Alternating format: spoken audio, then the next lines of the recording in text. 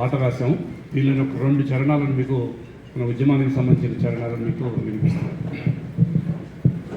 ఏడమ్మ సాంబశివుడు ఏడబోయనమ్మా మనసున్నా మాదు మాయమయ్యనమ్మా. ఏడమ్మ సాంబశివుడు ఏడబోయనమ్మా మనసున్నా మారాజు మాయమయ్యనమ్మా. పిల్లల చెరువు ఇంటి పల్లె పూల మంచితనం, పిల్లల చెరువు ఇంటి పేరు పల్లె పూల మంచితనం.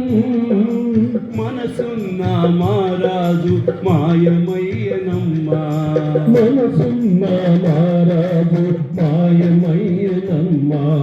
మధురమైన మాటలన్నీ మనకై వదిలేసి, మధురమైన మాటలన్నీ మనకై వదిలేసి మన నదిలో చాపకమై మిగిలిపోయినమ్మా.